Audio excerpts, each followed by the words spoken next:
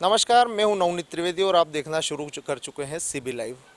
विगत दिनांक 10-11 अप्रैल की दरमियानी रात झाबुआ थाना कोतवाली के अंतर्गत आने वाली पिटोल चौकी क्षेत्र में एक जैन मंदिर में चोरी हुई थी। चोरी होने के बाद एक ज्ञापन 15 तारीख को जैन समाज ने लगातार इसी मंदिर में दूसरी बार ये चोरी हुई थी, इससे आक्रोशित होकर पुलिस अधीक्षक झाबुआ को दिया था।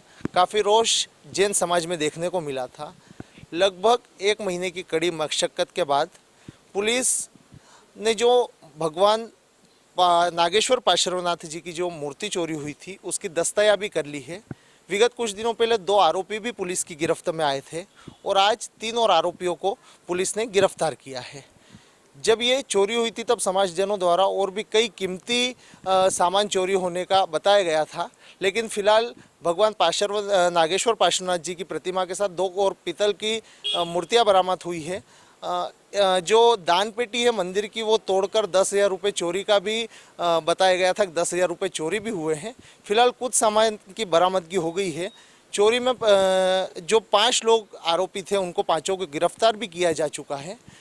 ये एक बड़ी मशक्क़त के बाद इस चोरी का खुलासा हो पाया है, क्योंकि सामान्यतः हर जगह सीसीटीवी कैमरे होते हैं। मंदिरों में भी अब लगभग हर मंदिरों में सीसीटीवी कैमरे होते हैं, लेकिन पिटोल मंदिर में पहले एक बार चोरी हो चुकी है, उसके बावजूद भी सीसीटीवी कैमरे नहीं थे, इसलिए इस चोरी को ट्रेस करने में लगभग 1 माह का समय लगा। आज इस 5 बचे हुए 3 आरोपियों की गिरफ्तारी और कुछ सामान की दस्तयाबी के बाद आयोजित प्रेस वार्ता में झाबुआ पुलिस अधीक्षक ने क्या कहा, ये आप सुनिए। झाबुआ जिले की कोतवाली के पिटोल चौकी में एक फार्म हाउस में जो जैन मंदिर में चोरी हुई थी, उस चोरी में कुछ पैसे, दान पेटी में से कुछ पैसे और मूर्ति गई हुई थी।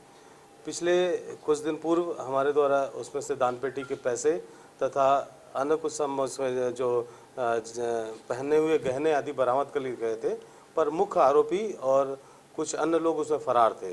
हमारी जो टीम है टीआई कोतवाली के नेतृत्व में अशोक बघेल, उमेश मकवाना, ओम प्रकाश जोशी, चंद्रभान, साइबर की टीम, इन सभी ने मिलकर एक अच्छी कोशिश करके आज सुबेरे ही जो मुख्य आरोपी थे इसमें गमरू, जो कल्याणपुरा का क्षेत्र का है, मुन्ना और सबूर, इन तीनों को पकड़ लिया। इन तीनों के पास से जो मुख्य मूर्ति है उसको और अन्य 2 मूर्तियां भी इन्होंने बरामद कर ली हैं।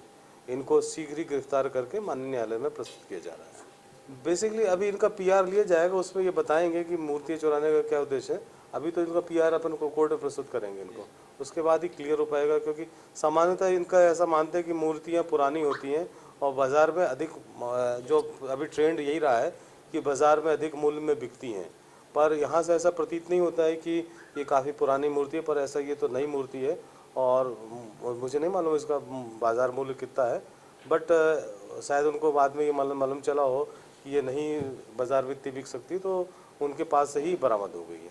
हाँ बिल्कुल, जो गिरफ्तार हुए इसमें जो मुख्य आरोपी गमरू है उसके ऊपर एक 302 का मामला भी रजिस्टर्ड है और एक और अपराधी सबरू, उसके खिलाफ भी 302 का मामला रजिस्टर्ड है और इनके अन्य अपराध की भी तलाश की जा रही है, इनके खिलाफ अन्य कोई मामला पंजीबद्ध है कि नहीं।